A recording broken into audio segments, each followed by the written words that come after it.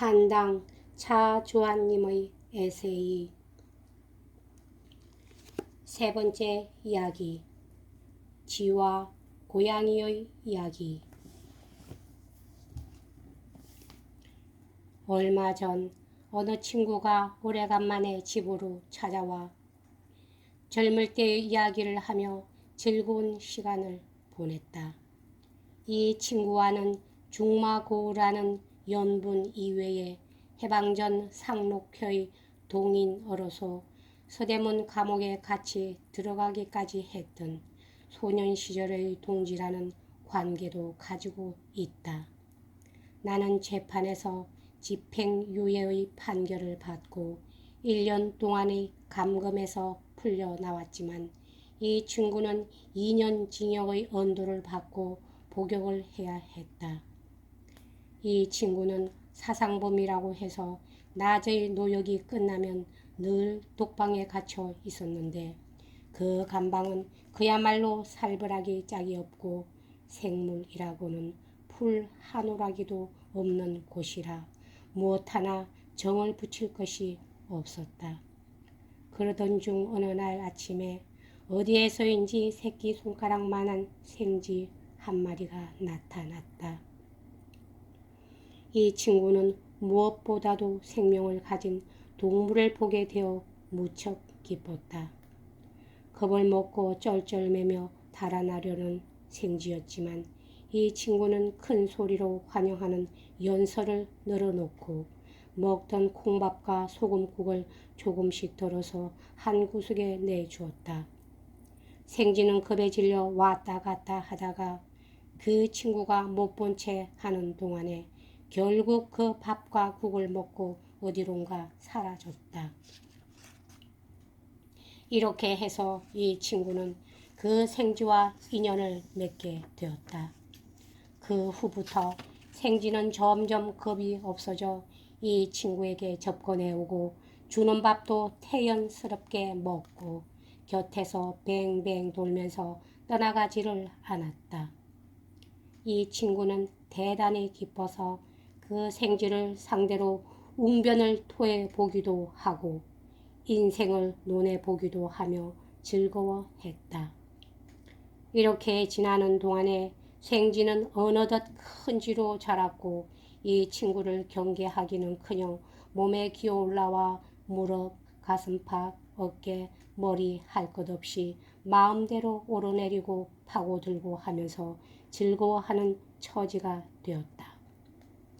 이 친구도 쥐에게 정이 들 대로 들어버려 감옥 속의 괴로움까지 잊어버릴 정도가 되었다. 그렇게 지내던 중 하루는 감방 검사를 한다고 간수가 감방문을 열고 들어왔는데 사람에 익숙해진 그 쥐는 간수도 피하지 않고 그대로 있다가 쥐를 발견하고 놀란 간수의 구두발에 짓밟혀 죽게 되었다. 당황하고 놀란 이 친구는 정든 쥐의 처참한 죽음을 앞에 놓고 목을 놓아 통곡을 하며 그칠 줄을 몰랐다. 이 친구의 쥐에 대한 애정은 도저히 잊혀지지 않아 얼마 동안은 매일같이 쥐 생각을 하면서 울고 지냈다. 물론 이 친구와 쥐와의 관계는 예외 중의 예외여서 그런 일을 근거로 해서 동물과 인간과의 사이를 이야기하기는 어렵다. 그런 일을 기연으로 해서 이 친구가 지금까지도 동물을 극진히 사랑하는 사람 구실을 하는지는 알 수 없으나 하여튼 35, 6년이 지난 오늘까지도 감방에서의 쥐와의 인연을 생생하게 기억하고 열을 올려가면서 그 이야기를 하는 것으로 보아 적어도 그 쥐에 대한 감회만은 아직까지도 범연한 것이 아님을 짐작할 수 있다. 우리 집에서는 아이를 8남매나 두게 되어 그것들이 뒤치다거리에 눈코 뜰 사이가 없었기 때문에 동물을 기른다는 것은 좀처럼 엄두를 내지 못했다. 그러나 10자매 몇 마리를 길러보기도 하였고 개도 한두 번 먹여보기도 했다. 다만 물과 모이를 주는 것을 자주 잊어버려 십자매는 목마르고 굶주려 희생되고 말았고, 개 하나는 밥을 제대로 챙겨주지 않아 도벽이 생겨 동네 가게에서 훔쳐 먹다 구타당한 끝에 죽어버렸고, 다른 하나는 독일산 셰퍼트로 개에 잘 길러서 무척 커지고 약간의 정도 들고 했었는데, 밤중에 침입자의 수면제를 바른 카스테라의 유혹에 넘어가 어디론지 납치되어 가버렸다. 이렇듯 동물과는 별로 좋은 인연을 맺지 못하고 지내오던 중에 한 번은 친지한테서 낳은 지 한 달 정도 되는 암고양이를 한 마리 얻어오게 되었다. 고양이치고는 생김새가 요염하고 새침기가 대단한데 주로 집안에만 있으려 들고 밖으로 잘 나가지 않고 사람을 잘 따르므로 집안 식구들이 다 귀여워했다.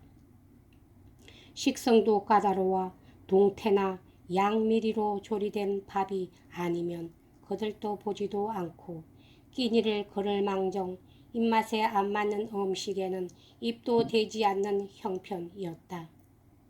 몇 달이 지나는 동안에 큰 고양이로 자랐는데 침대에 올라와 사람 사이에서 자려 들고 이불 속에 파고들어 세월 없이 잠을 자고 장롱 속이나 어두컴컴한 구석진데 처박혀 있기를 좋아했다.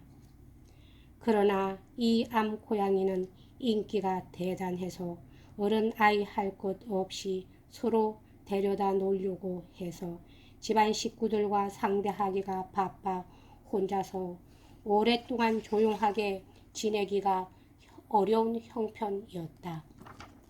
그러던 중에 이 암고양이는 발정을 해서 괴상망측한 소리를 내며 제정신을 잃은 듯이 한밤중에 밖으로 상대를 찾아 나서게 되었다.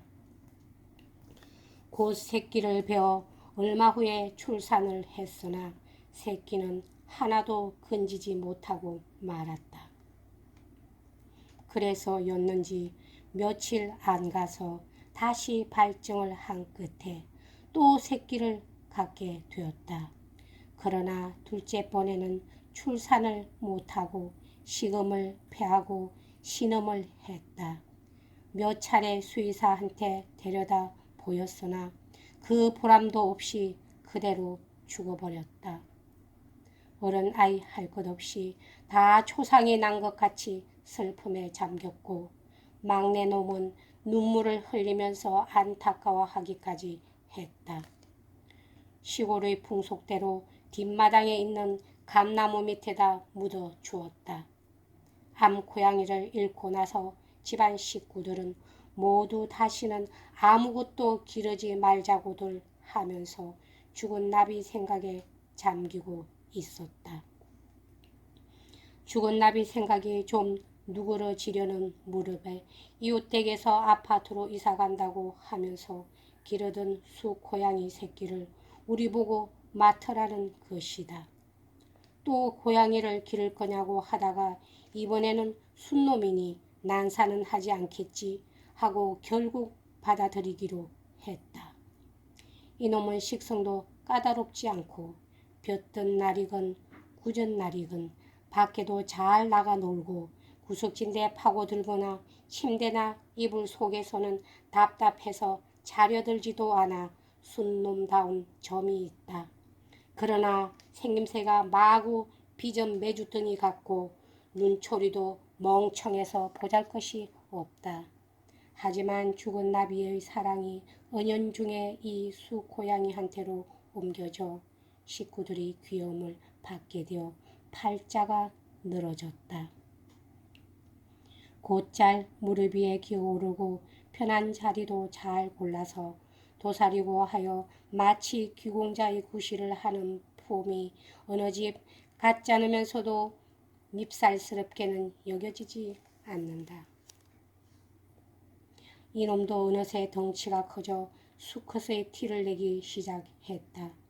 발정한 앞놈이 앞마당에 와 쭈그리고 앉아있는 앞에 가서 세월 없이 노리고 있다가 타이밍이 맞아 한바탕 후다닥 거리고 집안에 들어왔는데 온몸에 상처 투성이고 털이 온통 뜯겨 볼상사납게 되어가지고 탈진한 듯 오랫동안 식음을 패하고 늘어져 있는 꼴이 가관이다. 이놈은 난사를 하지 않는 대신 이런 꼴이 되는구나 싶어서 고소를 금할 수 없다. 다음 시간에는 5번째 이야기 하겠습니다. 감사합니다.